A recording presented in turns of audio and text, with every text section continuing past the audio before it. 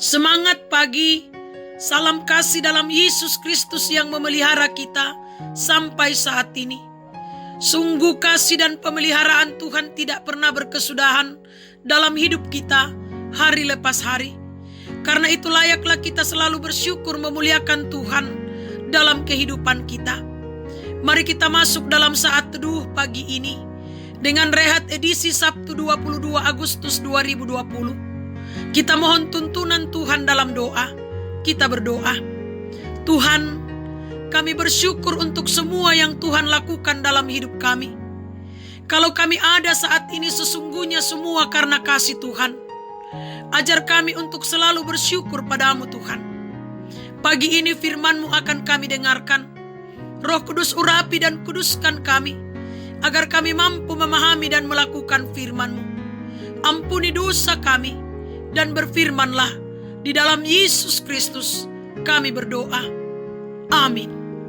Injil Matius pasal 16 ayat 5 sampai ayatnya yang ke-12, demikian firman Tuhan tentang ragi orang Farisi dan Saduki. Pada waktu murid-murid Yesus menyeberang danau, mereka lupa membawa roti. Yesus berkata kepada mereka, "Berjaga-jagalah dan waspadalah terhadap ragi orang Farisi dan Saduki." Maka mereka berpikir-pikir dan seorang berkata kepada yang lain, "Itu dikatakannya karena kita tidak membawa roti." Dan ketika Yesus mengetahui apa yang mereka perbincangkan, Ia berkata, "Mengapa kamu memperbincangkan soal tidak ada roti? Hai orang-orang yang kurang percaya, belum juga kamu mengerti?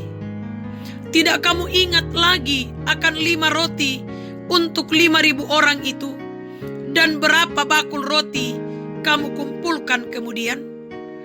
Ataupun akan 7 roti untuk 4.000 orang itu, dan berapa bakul kamu kumpulkan kemudian? Bagaimana mungkin kamu tidak mengerti bahwa bukan roti yang kumaksudkan? Aku berkata kepadamu, waspadalah terhadap ragi orang Farisi dan Saduki. Karena itu barulah mereka mengerti bahwa bukan maksudnya supaya mereka waspada terhadap ragi roti, melainkan terhadap ajaran orang Farisi dan Saduki. Amin.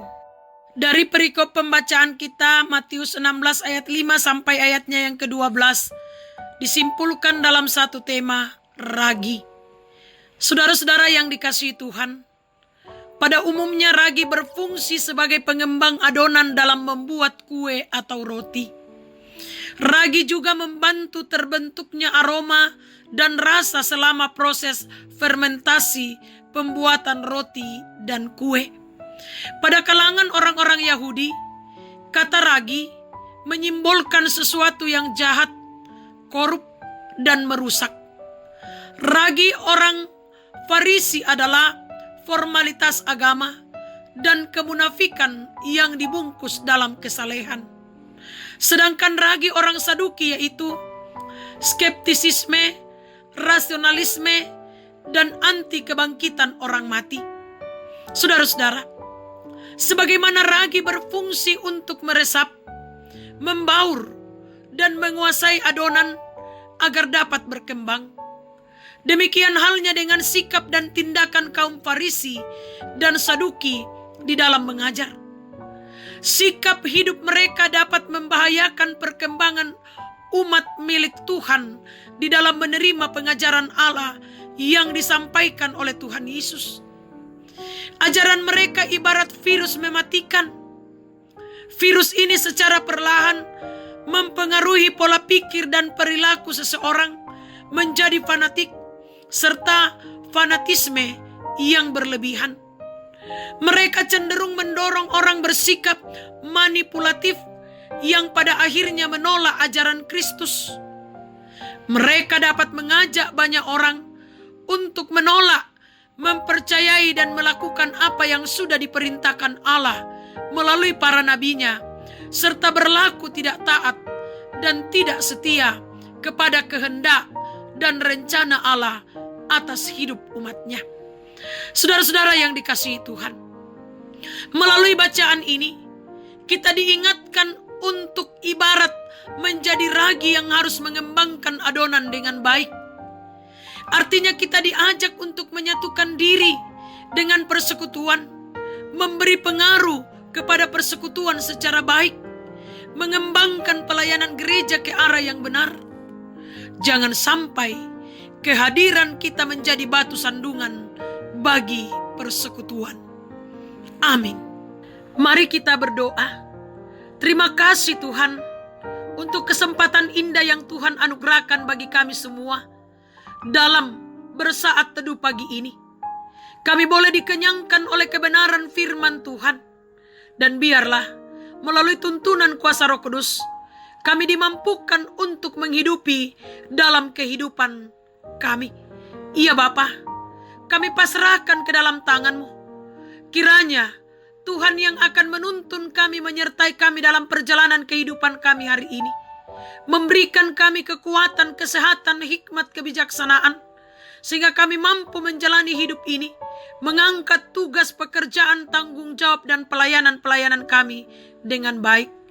Dan Tuhan berkenan akan memberkati setiap pekerjaan, usaha, rencana-rencana, pelayanan-pelayanan kami. Sehingga semuanya membuahkan hasil. Demi hormat dan kemuliaan nama Tuhan dalam kehidupan kami. Dan kami dimampukan menjadi saluran berkat. Ya Bapa, kami berdoa menyerahkan anak-anak kami, menyerahkan cucu-cucu terkasih kami. Kiranya Engkau terus memberkati mereka juga Tuhan, dalam perjuangan-perjuangan kehidupan mereka, dalam meraih cita-cita mereka. Biarlah mereka boleh sukses dan berhasil, karena Tuhan yang menuntun dan menyertai mereka. Orang tua kami, saudara-saudara kami, kekasih-kekasih kami, Tuhan yang akan memberkati mereka dalam kehidupan mereka. Ajar kami untuk senantiasa saling mendoakan satu dengan yang lain. Ya Bapa yang Maha Kasih dalam kerajaan surga, kami serahkan jemaat-Mu.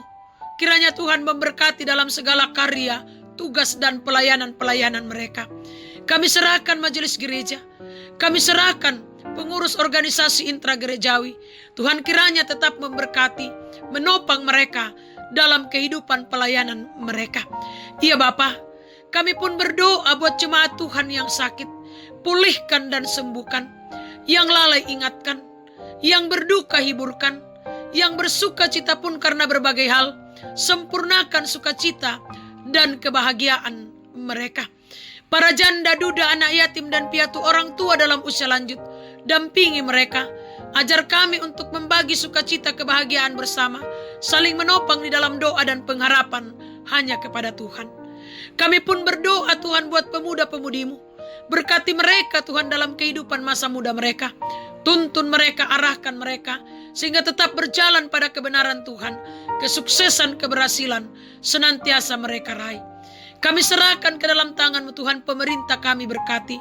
Bangsa dan negara kami berkati, sehingga aman dan tentram, sekalipun masih dalam pandemi COVID-19.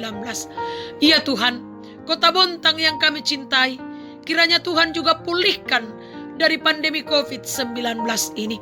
Ya Bapa, berkati perusahaan-perusahaan yang ada di Kota Bontang, biarlah tetap berjalan seturut dengan kehendak Tuhan, dan tetap menjadi saluran berkat bagi masyarakat di Kota Bontang. Berkati kami dalam menjalani masa new normal Tuhan, sehingga kami tetap mematuhi protokol kesehatan dengan baik. Dan kami senantiasa bersandar berharap hanya kepada Tuhan dalam hidup dan kehidupan ini. Ampuni dosa dan keterbatasan kami Tuhan. Dengarkan kami di dalam Yesus Kristus Tuhan dan Juru Selamat kami. Amin. Selamat pagi, selamat berjuang, berkarya, bekerja hari ini. Tuhan Yesus memberkati kita semua. Soli Deo Gloria.